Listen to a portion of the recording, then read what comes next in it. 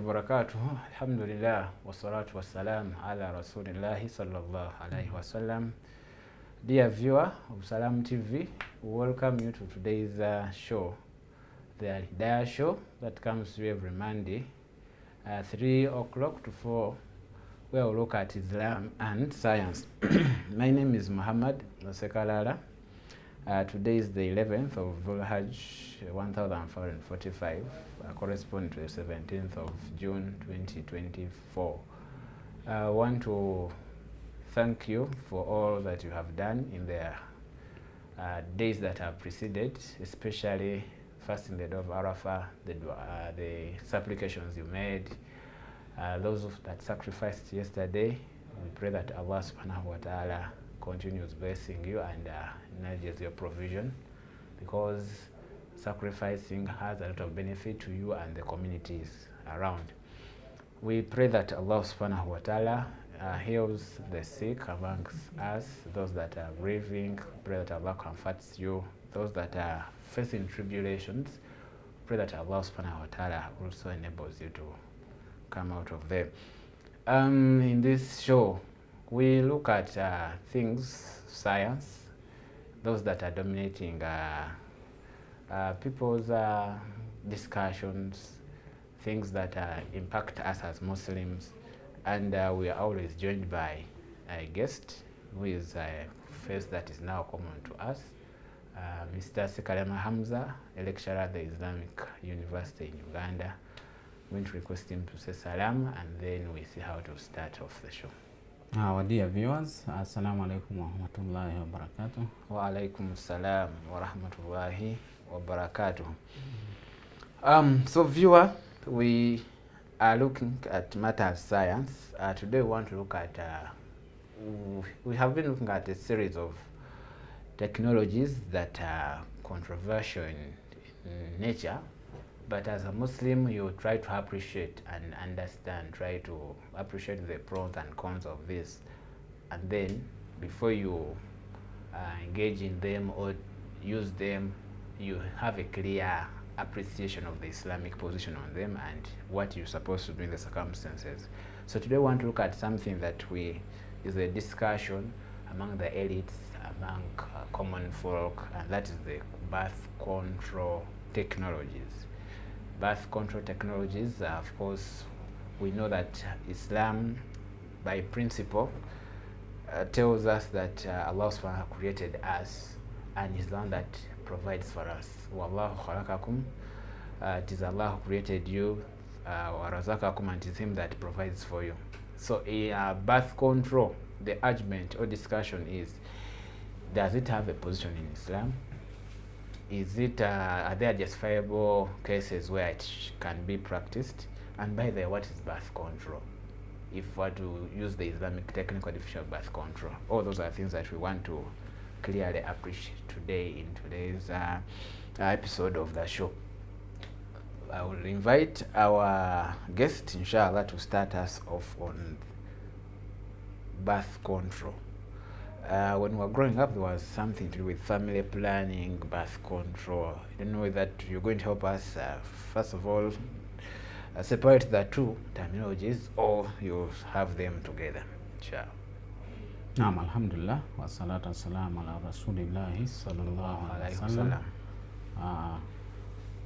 We thank Allah subhanahu wa ta'ala for giving us life and for making us reach this very fruitful season of Eid. No. And moreover, Eid al-Adha. No.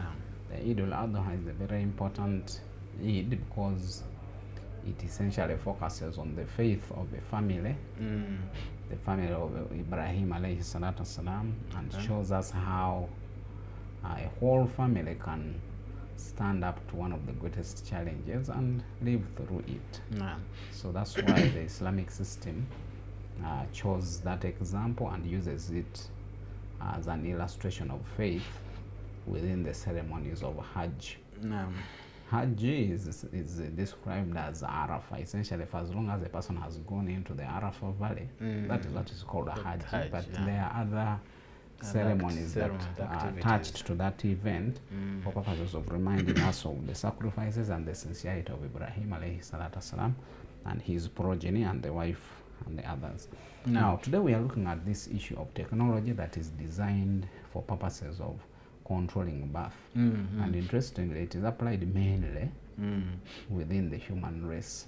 Oh, the other you will not find parts of the animal kingdom. You will not find people getting worried about dogs and trying to apply some birth control on them. You don't really see that. No. So, the two terms that are used, unfortunately, they are used together. Interchangeably sometimes. Although I don't think they should be used interchangeably, because when you talk of family planning, now family planning would mean you sit down, look at your family, and build an intentional way in which you are going to ensure that that family attains the objective of being sufficiently wealthy, taking care of its members. Okay. So meaning that planning has nothing to do with the limiting the number of people there. Oh, with limiting, because birth control should be technical. So you don't have to necessarily limit in order to manage. That one is not correct, because there are very large corporations managing 100,000 employees, and every employee gets their salary. Yes, there's no one that has any delay. So the number of elements does not necessarily mean there is any difficulty in management. Actually, you'll find a company with only 5 staff failing to do its work, and the one with 1,000 is very efficient. So meaning connecting these two is not correct. You cannot claim that in order to plan for a family you have to limit the number of people in it. That one is not correct scientific logic. Okay. So that means now the aspect of birth control comes in as a segment in family planning. So it can become a segment, just as we are going to look at it in terms of the Islamic understanding of this issue of managing birth. Managing birth, yes. Or controlling it. A few things. First of all, the biggest motivation behind the current world view around controlling birth is largely on the basis of financial capacity.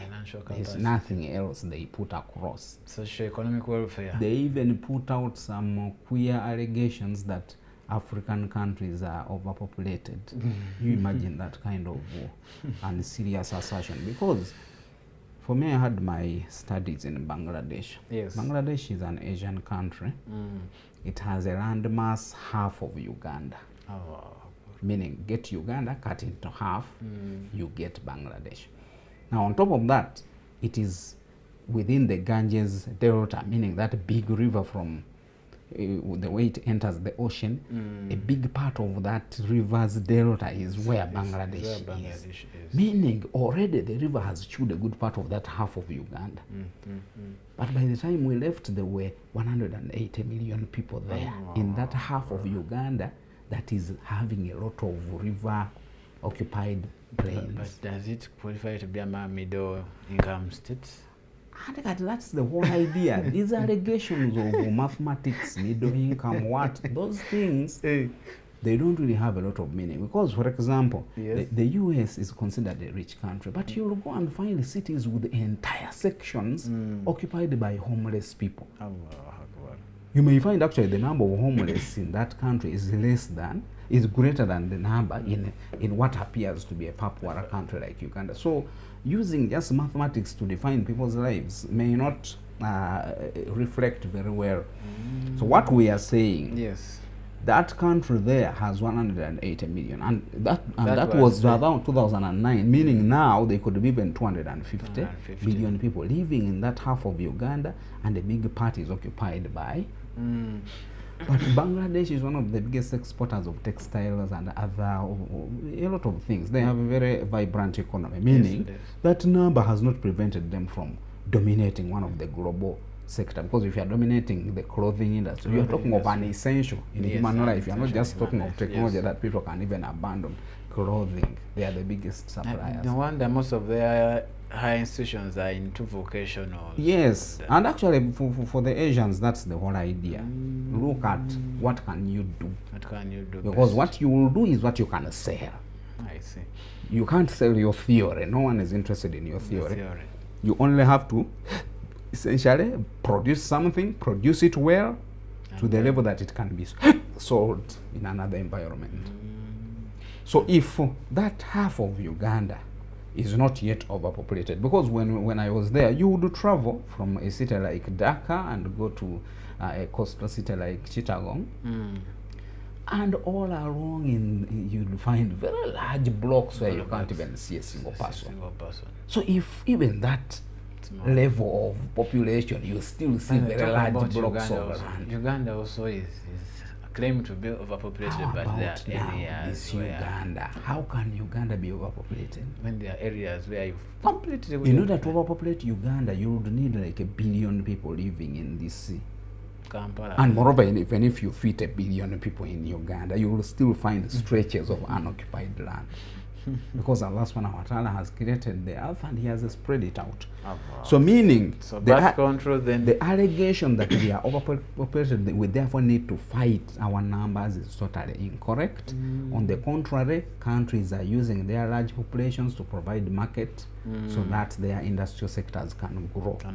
Yes. So all these are things that we should be able to understand. Meaning, already the logic on which this premise of limiting number of people, it is not even scientifically valid if we are to just assess it even before we reach the Sharia. Just subjecting it to normal scientific reasoning, it is not something you can defend scientifically. You may just defend it politically or emotionally, but scientifically, where we base on empirical evidence, empirical things that can be counted and seen, there's no way you can pass. It's one of those geopolitical tools that are being used to... So therefore, we now get into our Sharia. If Sekarala is worried about producing children, claiming that he does not have the resources to feed them, yes, or to school them, or etc., okay, that one is answered by Allah subhanahu wa ta'ala in the first ayah within Surah Al-Isra. That surah has a lot of things that it prohibits. I think it's one of the surahs with the biggest number of prohibitions. Wala takrabu, wala tamshi. So the ayah is saying, wala taqtulu awladakum khashyata imlaq. Nahnu narzuquhum wa iyyakum. And he adds in qatlahum kana khita'an kabira. Now, do not kill, the ayah is saying, do not kill your children for fear of need, for fear of poverty. So Allah now brings in the next segment and says, Nahnu narzuquhum. We are the ones that feed those children that you are claiming that you can't manage. Wa iyyakum, and even you yourself. Yes. Meaning within the Sharia, even you who is trying to control the birth of your own children, you don't feed yourself. The situation becomes even worse when you find a person with a job also claiming that the money he has, he is confident will be able to manage these 3 children. A job is a source of income that can disappear in 1 minute just because you've annoyed your boss. Your boss, yes. So it means if we are to really talk about reliability of income, the job group, those ones would not be permitted to produce any child, given that for them, any minute, their source of income can disappear. It's not like a business or a guy with his farm. You'd need to really do a lot of damage before you can cause him to go poor. But this job person, 1 minute he's having the job, the next minute he has been sacked. He has moved from 10 million. Maybe that's where the caution comes in of, let me produce a few as I try to forecast the future. There are very few people that have that capacity to create their own jobs. And in all over the world, we don't have any country where there's a big number of people that have their own jobs. And in any case, anyone that creates his own job also needs the ones that will work therein. Work. If we all create our own businesses, then we shall get stuck with them. You don't have employees that will move your business. So that's one of the mercies Allah has put on us, that there are those to be employed and those to He employ will subject others to a situation that makes them work for you. So in other words, they don't work, there is no thing like we can all be self-employed. That is not possible. It is illogical even. So there will always be, and moreover there will be the majority. There will be some large majority that come to work for the minority, to enable the minority to So your argument then is the aspect of tagging your source of income, your source of provision, to being the reason as the number of kids. That one is also totally illogical. Like we have said, you are a job person, you are getting some 5 million a month, you are claiming that you can only afford to feed a certain number. 3. Of course, that's enough for me to put a standard I want. That one is not correct schools, because that job of yours can go away in a minute. So are you saying if that job goes away, you're going to kill these children in order to remain sustainable? So you can therefore see that it is all about risking for a greater good. So the two reasonings that are used in this particular aspect are totally correct. But within the history of Islam, there has been a practice of controlling birth. So it is not a 100% negative thing. What we disagree with is this attachment of money to the to growing of children. Actually, before we even see the Islamic perspective, let's also go into what is happening globally. Among the billionaires in the world, statistically, we are talking of $1 billion, not these billion Uganda shillings that convert into a lot less in dollar. Among the billionaires in the world, the average number of children is between 1 and 5. 1 and 5. We are talking of a person with $1 billion USD. Even if he had 1,000 children, they would still live in 100% luxury without any worry. But he's having 1, 2, 3, maximum 5. The only billionaire that seems to have many children is Elon Musk, and for him is a person that takes all kinds of risks, so he's not really worried about children. But even if he had 1,000 children, he would still have. So in other words, your argument is most of the wealthy people produce. They still, because if we were to few. If we were to attach if the wealth, argument was on wealth, then the billionaires would be having 1,000, 2,000 children. Those would be the numbers. Or there are those that are undeclared. You know, normally, if you want to see the number of kids a man has, you know, the Waganda have a saying even when they die, you can't attach a number to the number of kids a man in any has. case, you know very well the way human beings love wealth. There is no way a woman can be having a child of a billionaire and she just keeps quiet. That one is not human behavior. So you can therefore see that even statistically, the ones who have this excess money are the ones even if they decided to have 1,000 children, they still can't. You would still find they are not having children, meaning the miserly mentality of the modern world is what is spreading all this negativity about having children. They look at them more as a liability, yet in actual sense they are human beings. Any human being that comes into this world is an asset. Because all the inventions that have made our life comfortable, they were invented by human beings. They were not invented by animals. So if we are controlling the number of people that are coming, you're limiting on the... you are just limiting on our opportunities as a human race, because ultimately, and moreover, the majority of innovations still come from countries that have large populations. The Chinese are producing the majority of innovations today, and they are a very highly populated country. So that logic is not correct. It is not supported by any scientific evidence that is empirical in nature. Because for us as scientists, we insist that what you talk about should be visible. So with the visible evidence, there is no room for that kind of. Okay, so viewer, we are looking at birth control technologies. These are, of course, the modern day. So we started on a note that says family planning as a concept is the ideal, which every person that is reasonable enough should be doing. Plan, I have 100 kids. How do they? not saying I'm going to plan to have 2 such that I can sustainably look after them. No, the issue is there are those who have 15, 20, 100, and they plan, and effectively money there. So what we are discussing here is not as saying family planning is as a concept is not logical, but rather the issue is family planning as a concept should be where you apply your other factors at play to help you see that whatever the number you have, you can sustainably manage it. But as for limitation of the number of kids is a concept that even Islam does not encourage. And our guest was going to tell us historically birth control as a concept existed. And we are going, inshallah, to start from there, and then we see how we delve into the current day, modern day technologies that are being used and what the Islamic position on them looks like. Yes.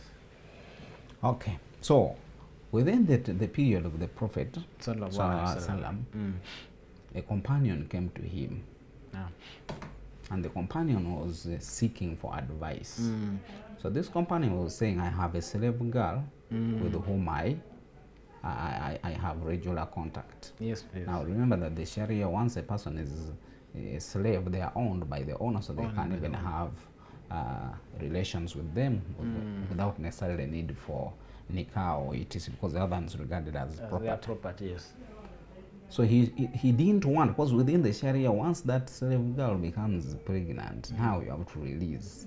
You cannot subject the mother of your child to slavery. It is not logical. It's not logical, yes. And I think it is a mechanism that the Islamic system designed to make sure that those slaves are emancipated as early as possible. Because ultimately, once you meet with them, you will be forced to release them after they have become pregnant. So the Prophet, so the man was asking whether he can do what is called coitus interruptus, meaning withdrawing to avoid causing the woman to become pregnant. Yes, please.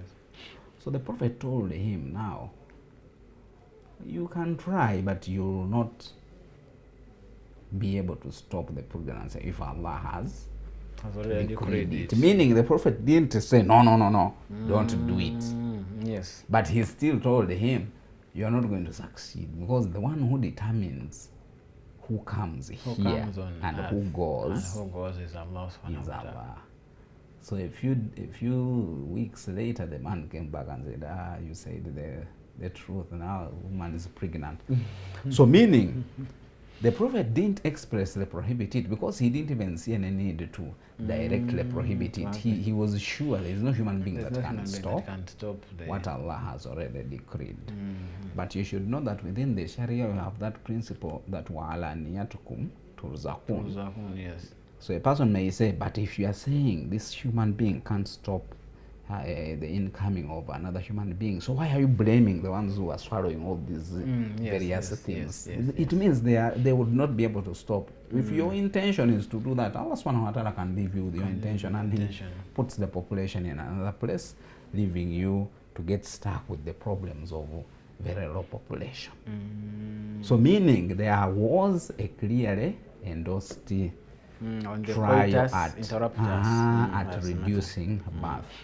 So the scholars of Islam therefore allow people to control birth, but not for the intention of I have a little money, blah blah blah, all this wrong reasoning. For them, they allow you to control in case you just want to reduce on the burden of managing the children. Meaning, if you produced some 5 children over a period of 6 years, the total burden in terms of even basic nurturing and etc. is simply too big. You can end up failing to raise responsible Muslims just because you have too many of them and with very small distance between them.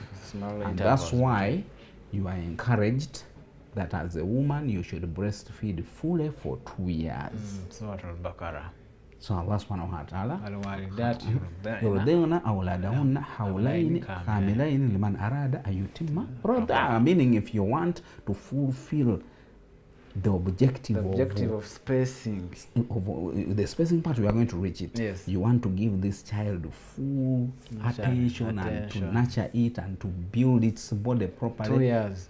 Do breastfeeding for 2 years. Mashallah. That's when you release. Then biologically, when a woman breastfeeds very frequently, it is very difficult for her to become pregnant. Meaning, for as long as you are maintaining the sunnah of breastfeeding fully for 2 years, it means you will be able to space your children by a minimum of 2 years between them. Actually, it becomes even a 3, because if you have not been pregnant for the entire 2 years, then the next child will be born after 9 months from that point. So, which is almost 3 years. So you end up with that 3 year meaning separation. The ladies of today who are getting pregnant even in 1 year, is their breastfeeding is not good enough. Some may claim that they are breastfeeding, but they are just doing it like once, twice a day. That is not the one they are talking about. The one they are talking about is heavy breastfeeding, where you do it like 12, 13 times a day, so that your body is able to resist the element of becoming pregnant. So in that case, when your objective is to give each child full attention without others bothering, it clocks 3 years, it's fully developed, you bring in another child. That one, the Sharia has no problem, because your intention is to be effective as a parent. But the business of no, I can only manage these ones, that one we have seen, it's illogical. It is not logical. Economically, it's not logical. Islamically, it's not logical, even basic scientific science. MashaAllah. Thank you very much. So, viewer, we are looking at birth control technologies, and we are saying they are supposed to be a means, a segment of family planning, not family limiting or limitation. It's the concept that we should all appreciate, at least for today. We might hear a lot, some that might need further discussion, but the issue is family planning shouldn't mean limiting the number of children that come in place. Why? We've seen that all the major inventions, technologies we have today are made by human beings. If that human being was not born, perhaps we wouldn't be having this innovation and invention that we are talking about. So it is, and we have noted that even the history of Islam, as family planning in the form of birth control was encouraged by the Prophet. He didn't, the Sahaba asked the Prophet how he would manage his family, and he told him there's no problem with the coitus interruptus. But the thing that you mentioned of the Prophet telling him that it is Allah who determines or has already decreed, there's something that has come to my mind. The conventional methods, especially use of condoms by the male and I think even the ladies side, they also tell them that please take note that the condoms are not 100% guarantee against what? Pregnancy.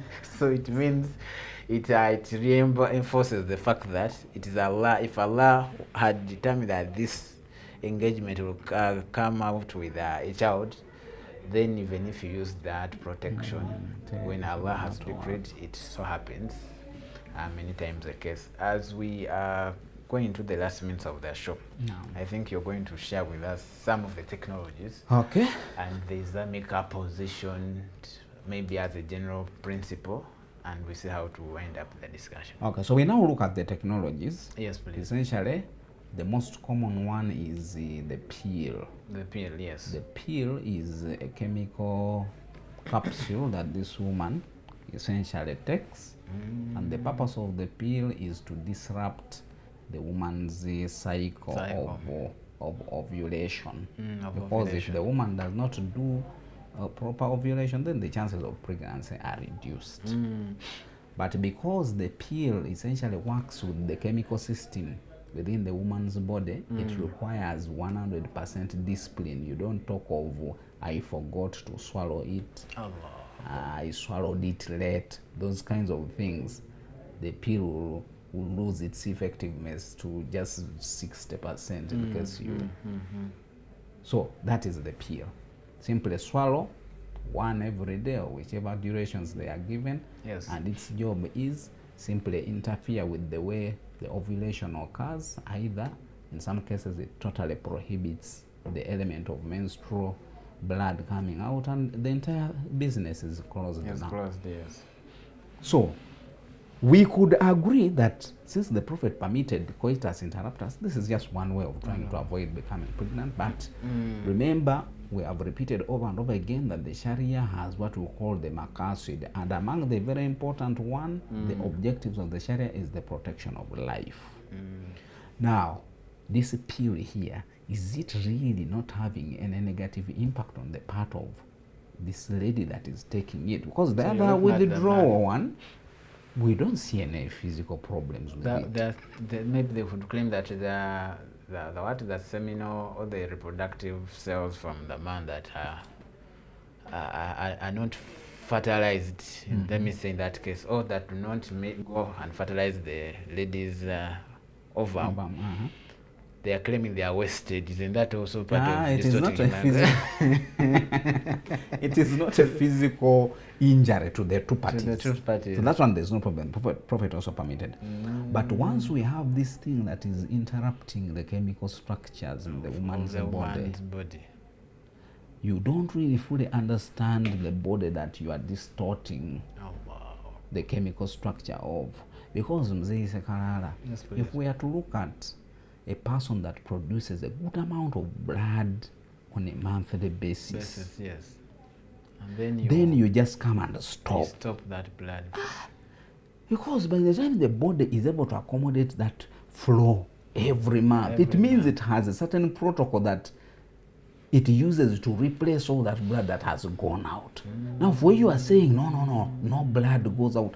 So doesn't the body now get disrupted in the way it is used to replacing the other blood that I'm goes trying out? to imagine, for example, we have these rivers. If you do not manage, okay, they put the dams to stop the water and then they generate power. But imagine if it is done haphazardly and not in a scientific way. Perhaps so meaning if I have designed some dam where I release off a certain water each month as a way of controlling, then out of the blue this one comes and closes. The damage what that happens? can be, you cannot really reason that there is no problem there. Even physically, it is not logical to imagine that a person that has been producing blood regularly every month now produces zero, and you are claiming that there is no problem with that. There must be some kind of problem.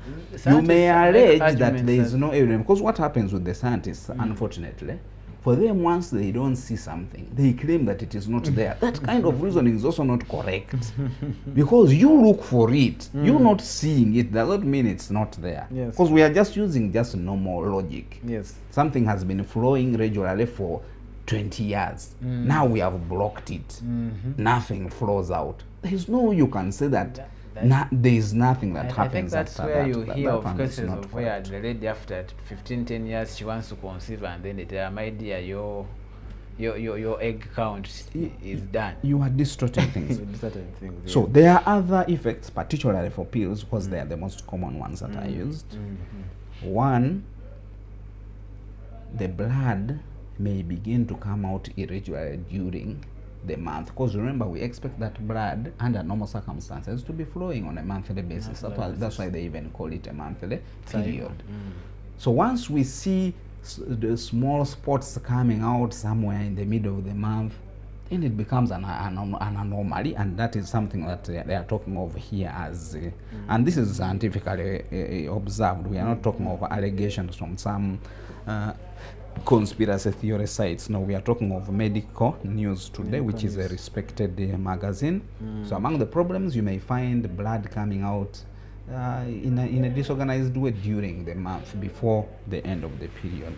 Some people have nausea. Nausea is that feeling of wanting to vomit, because like I said, you are distorting the chemical system inside there. There must be some kind of effect.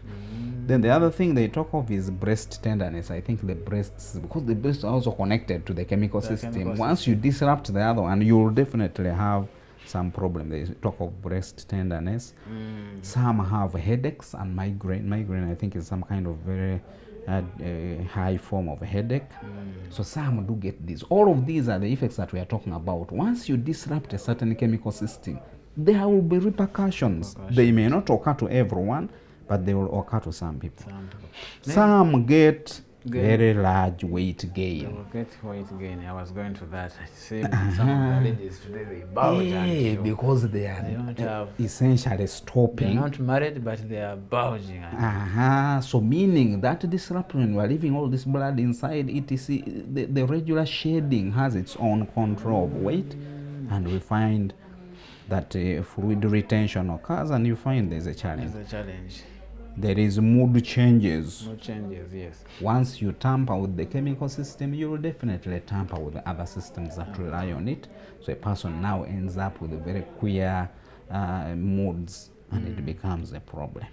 Okay. So then another bad one is decrease in libido. Now libido is the urge to have sex. From the ladies' part? From the ladies' part. Yes. Now remember that the ladies already don't have this very high libido like the men. Now if it is already not really very big, and you are again reducing that already not very big, so in some cases you find families where once the lady kicks off with that birth control pill, the lady now becomes very uninterested in having any further contact with the man, and it becomes now more of a challenge, because you know very well that once there's a problem in that area within a family, usually there is chaos that comes there in. Okay, so as we come towards the end of the show, there's the argument by the medical personnel that before you go into this birth control, they educate you. Would Islam support such a kind of argument? You know, somebody's going to say, now, we've seen, you want birth control, we have this, now these are the advantages, then there are, of course there are these minor side effects, and we would recommend you. What would you be the message for them? For us, we are telling them the Sharia does not agree with anything that harms the individual, especially if the reason is as weird as these are the children I want to have, they are the only ones I can manage. Then you injure yourself in the process. There we don't have an agreement with that kind of reasoning, because that body that you are injuring is not your body. Allah subhanahu wa ta'ala entrusts you with that body, just like the way you go to a company and they give you a company car or a company phone. You don't go around damaging the phone as if it is yours. It is not yours. You were only given that phone to go and work effectively for the company. So Allah also gives you that body so that you come and live into this world as a responsible citizen. So injuring yourself in the name of I'm trying to control the number of children I have, that one cannot be allowed.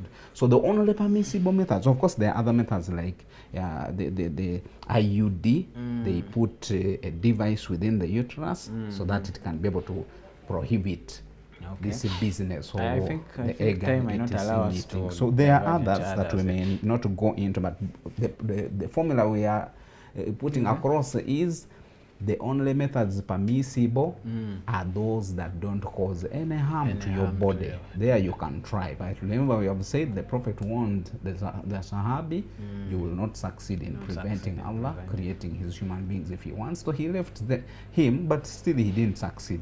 So even if you try out, you may still not succeed, but don't injure yourself in any form, including these simple things we have seen, like you failing to have libido and other things, things that cause, you may not have physical injury on yourself, but you are injuring your partner within the marriage, and it may even cause a stress within the family. So those ones we disagree with them, and we have already presented scientific logic that there is no way you can claim that wealth is what is preventing people from producing. The billionaires are having 1, 2 children, and they are not increasing their number of children, yet they have all the money that is needed to maintain any kind of child. So this miserly mentality of our current civilization is not something supported by the Sharia. Inshallah. Maybe as we wind up, you know, as Muslims, we're also professionals. We have the medical professionals, the lawyers, the engineers, the doctors. Now, specifically to the medical practitioners, of course, the profession would demand that they are supposed to practice the profession as taught. What would be your advice to them in regards to advising the fellow Muslims or even the community against the dangers of this? Now, the medics, you are initially controlled by the Sharia. You are not controlled by your medical ethics. The Sharia is your primary law that guides you as a person, because it's the one that you will be asked about. Then you are later controlled by the medical profession. That is one. Then two, the medical profession itself orders you to properly educate the patient about all the risks that are involved in the medication they are taking. You are forced, you are not even requested. But unfortunately, some don't do it.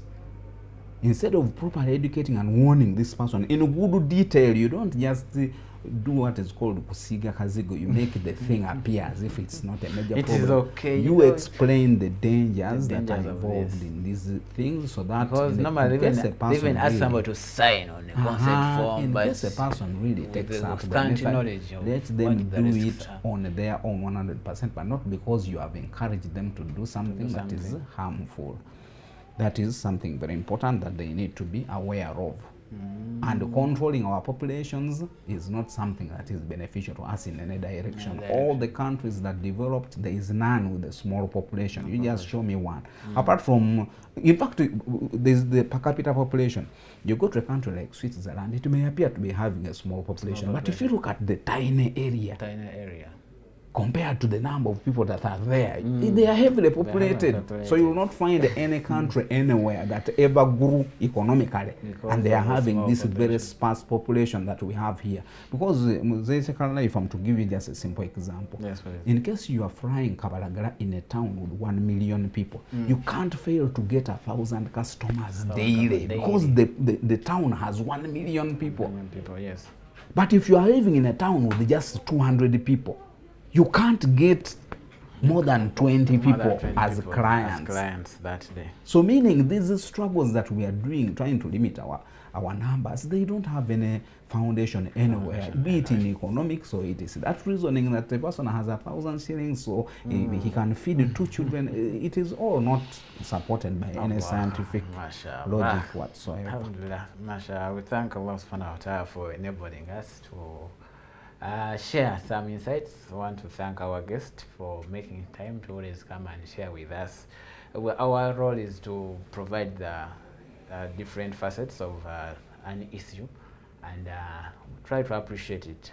But as a Muslim, knowing that our primary duty and responsibility is to the religion of Islam, we keep on emphasizing the 5 objectives: protection of life, property, religion, honor, and the rest. And so we are trying to see how we merge the two as the contemporary aspects and the Islamic objectives according to the Sharia.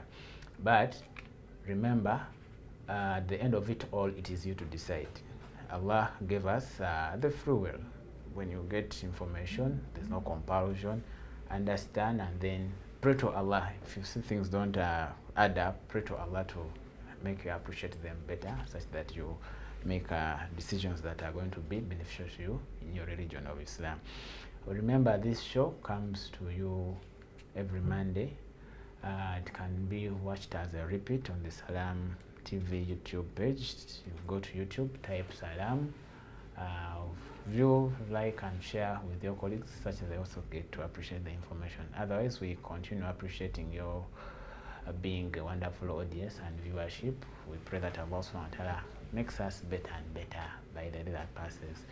We want to wish you a fruitful end of the Eid festivities. Remember, we have 2 more days ahead, tomorrow, Tuesday and Wednesday.